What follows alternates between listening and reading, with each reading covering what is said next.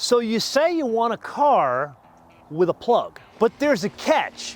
You need something bigger, something more practical. Well, if that's you, I've got good news and I've got bad news. The good news is there's now an option that isn't crazy expensive. The bad news, there's no cheap option.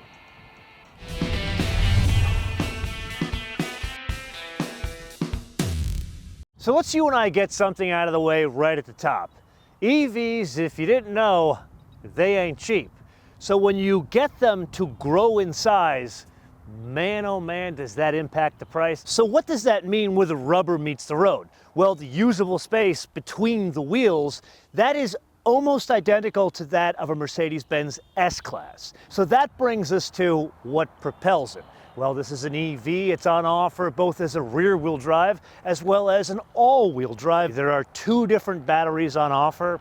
There is a smaller 76.1 kilowatt-hour battery. You can imagine that's for the cheap seats. Now, moving up the food chain, there are a total of 5 different trim levels. The ones at the higher end of the spectrum, like this, the GT line, have a larger 99.8 kilowatt-hour battery. Then there's the whole business of charging that battery, this being part of the Hyundai Kia group built on the eGMP platform. Basically, that means it's the same platform that underpinned the Hyundai Ioniq 5, the Hyundai Ioniq 6, as well as the Kia EV6. This is just a longer stretched version of it. It has the same 800-volt architecture. Why is this important? Well, charging times. So this and a Porsche Taycan can charge very quickly. So to go from 10 to 80%, even with the larger battery, it's almost 100 kilowatt hours, it can charge in just over 20 minutes. Now, what does that translate to? Well, the range on this, it varies greatly depending on which vehicle one chooses. So the cheap seats, the one that basically has the smaller battery rear-wheel drive, that can be as low as 230 miles of range. Not great. But the one that's the long-range model rear-wheel drive, that can be as high as 304 miles. Frankly, I was looking for a bit more. This one can be anywhere between 270 and 280 when you get more torque and more horsepower. Then, of course, there's the performance figures. This does have a good amount of power, so it's quick. At the low end of the spectrum, 0 to 60 can be as high as 8.8 seconds, but it can be as low in this case as 5 seconds. Now, before you and I jump behind the wheel, a favor. If you see value in these episodes, I would greatly appreciate you doing all the YouTube things, subscribe, notifications, comments, but most importantly, share these episodes with your friends. Why? The YouTube algorithm, a complete and utter bitch. Vielen Dank. This ain't gonna be lightweight. 5,714 pounds, or depending on express your weights and measures, 2,591 kilograms. When compared to a Telluride that a lot of people confuse this with, that is 1,200 pounds more than the most loaded all-wheel drive Telluride. With that. Oh, that accelerates not like a Telluride. Now, if I'm reading the tea leaves correctly here, they've given themselves a little bit of headroom, because if I'm looking into the future, they left that immediacy that you get in the EV6 GT for a potential EV9 GT.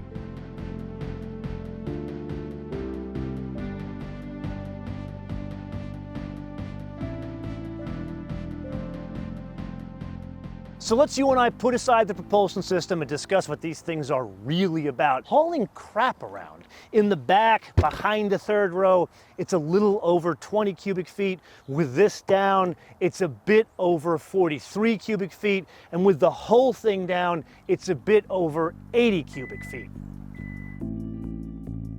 The ride quality, they kind of knocked it out of the park.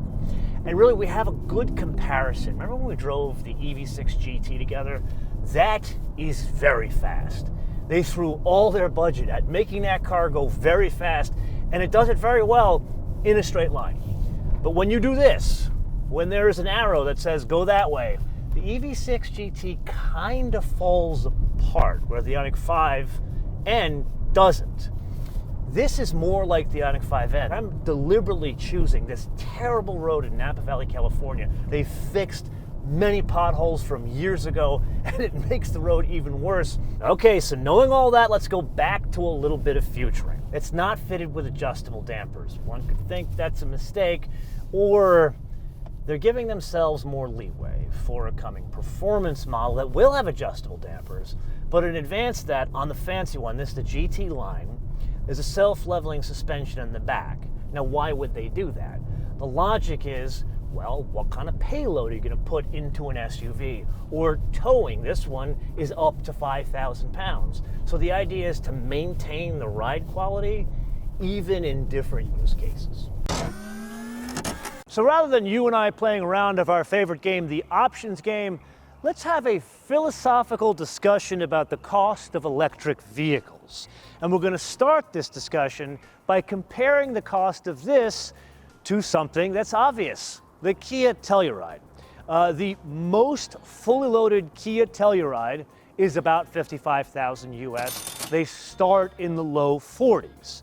These start at the high end of the Telluride spectrum. So the most basic one with the shortest range, smallest battery, and rear-wheel drive only, that is $54,900. They call that the Lite.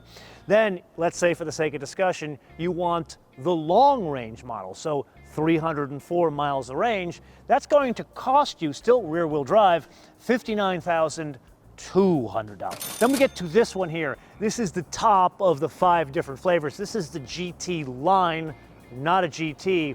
One of the big changes here, it adds more output, so the torque changes here, as does the price, $73,900. Now, unlike other Hyundais and Kias, there are factory options here. Like that color you see, you have to pay an additional $695 for it. Then the seats in the back, these are the captain's chairs, kind of like the Barca Lounger, that costs an additional $2,000. And that brings us to the only other thing we have to pay extra for, which is the destination and handling.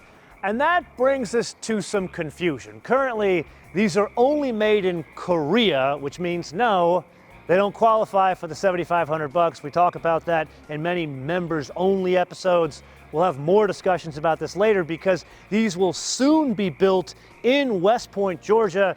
That's $1,495, which brings us to a total retail price of the Kia EV9 GT Line of, built in, $78,095.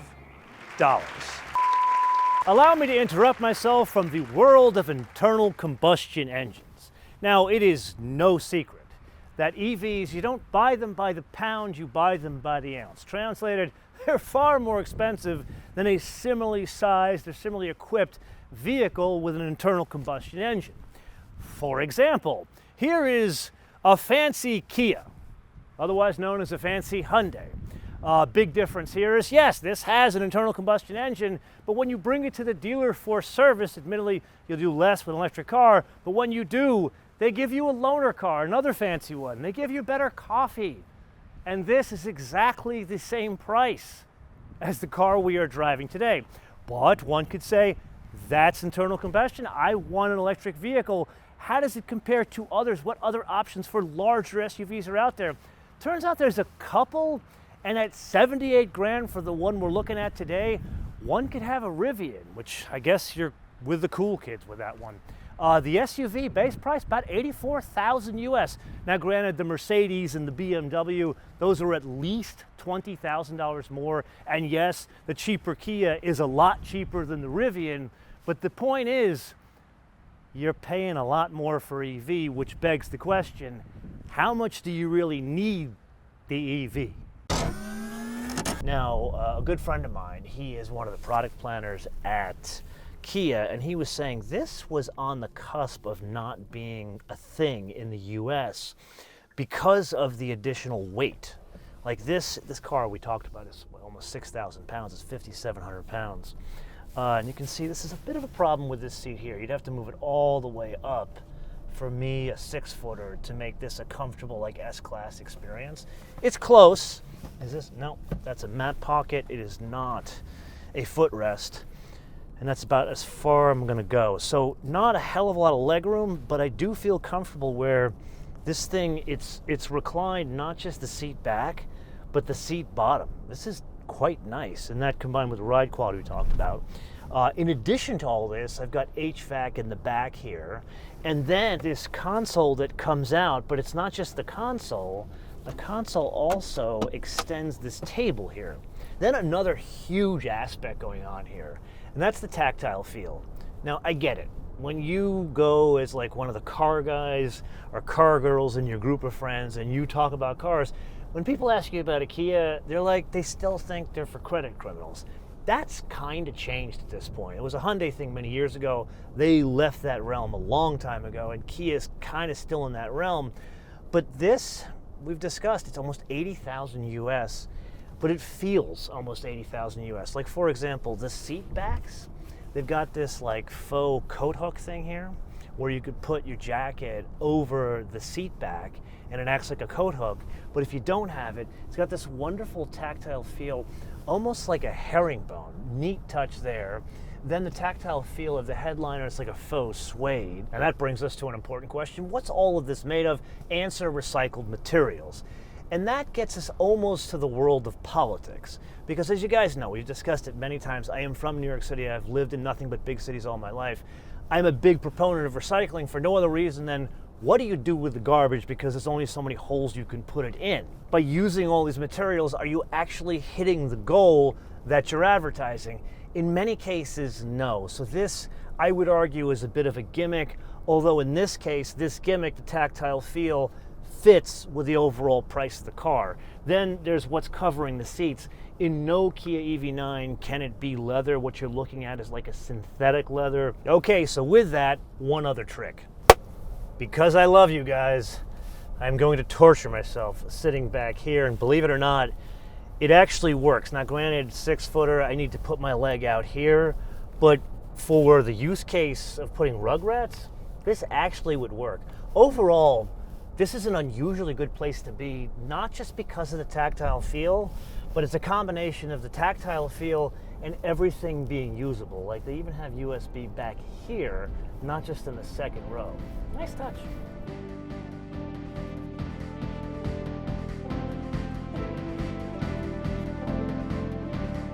Okay, so what have you and I learned today?